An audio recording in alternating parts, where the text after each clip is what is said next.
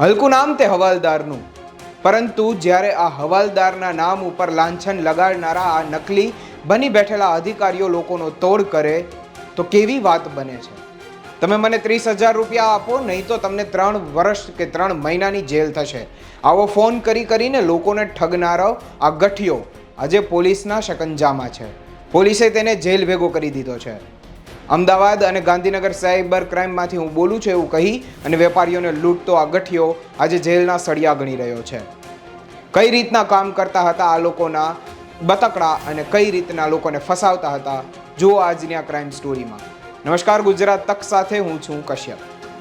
ગુજરાત બન્યું નકલી અધિકારીઓનું epicentre. Cyber ક્રાઇમનો નકલી અધિકારી જેલ ભેગો.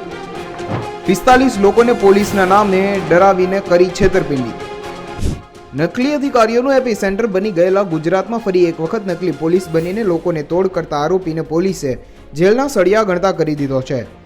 વાત અહીંયા એમ છે કે અમદાવાદના સાયબર ક્રાઇમ બ્રાન્ચે એક નકલી અધિકારીની ધરપકડ કરી છે, જેમાં આરોપી પોતે અલગ અલગ વેપારીને ફોન કરતો અને પોલીસની ઓળખાણ આપી ગાંધીનગર સાયબર ક્રાઇમના PSI તરીકે આપી રૂપિયા 30,000ની અને અથવા તો 3 મહિનાની જેલની ધમકી આપી અને વેપારીઓને ઠગતો હતો.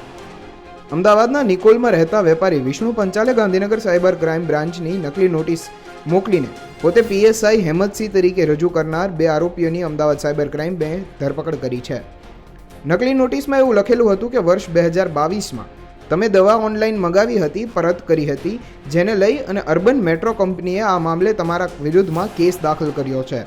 આવી નકલી વાત લખીને નોટિસ મોકલી આરોપી વેપારી પાસેથી 30,000ની માંગણી કરતો હતો. જે બાદ તેણે વેપારીને ધમકી આપી હતી કે જો તે પૈસા નહીં આપે તો વેપારીને 3 મહિનાની જેલની સજા પણ થશે.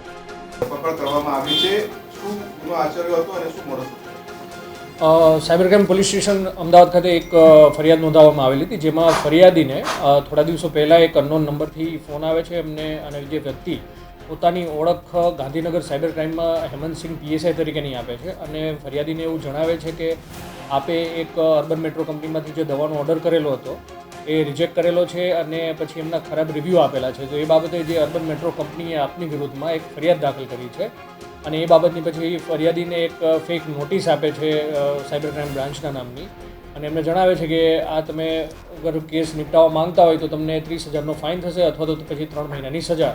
એટલે એવી રીતના કહીને ફરિયાદી પાસે પૈસા માંગવામાં આવે છે અને એમને પ્રોફાઇલમાં બી કોઈ ફેક PSIનો ફોટો લગાવેલો હતો.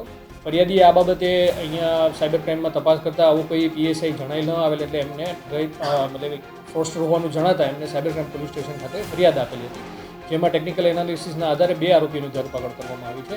એક જે મુખ્ય આરોપી છે એનું નામ છે અજય બાબુલાલ વર્મા ઉર્ફે અજ્જુ, અને બીજા એક છે હિમાંશુ પરમાર. આ બંને આરોપીઓની ધરપકડ કરી છે. અજય વર્મા છે એ મૂળ યુપીના છે અને હાલમાં અહીંયા અમદાવાદ સ્થાયી થયેલા છે. એ પોતે એક આયુર્વેદિક કંપનીના પહેલાં એનું સેલ્સમેન તરીકે કામ કરતા હતા, અંકુશ આયુર્વેદા નામની કંપનીમાં.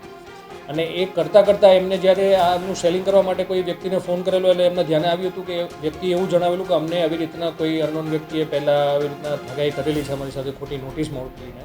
એ નોટિસ એમને એ વ્યક્તિ પાસેથી મેળવી અને ત્યાંથી એમને પ્રેરણા મેળવી કે આપણે બી કરી શકીએ. એટલે ત્યાંથી છેલ્લા 2 મહિનાથી એના સહ આરોપી હિમાંશુ પરમાર સાથે આ અલગ અલગ લોકોને આવી રીતના ધમકાવીને ખોટી નોટિસો મેળવતા હતા. બીજું તપાસમાં એ આવ્યું છે કે જે આ લોકોનો ડેટા છે એ પોતે ફેસબુકમાં એક એડ ચલાવતા અંકુશ આયુર્વેદાના નામે, એટલે ત્યાં એ એડથી જે ડેટા જનરેટ થતો, આ ઉપરાંત સોશિયલ મીડિયા મારફતે બી એ ડેટા અલગ અલગ આયુર્વેદિક કંપનીનું કોઈ સર્ચ કરેલું હોય તો એ ડેટા મેળવતો હતો અને એ ડેટામાં જે લોકો હોય છે એમને ફોન કરીને આવી રીતના ખોટી નોટિસો આપીને એમની સાથે ઠગાઈ કરતા.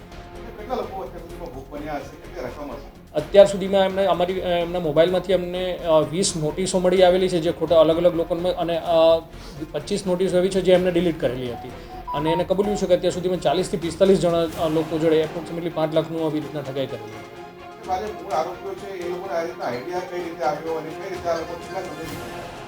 મેં જે પહેલાં જણાવ્યું કે છેલ્લા 2 મહિનાથી આ લોકો આ કરી રહ્યા છે.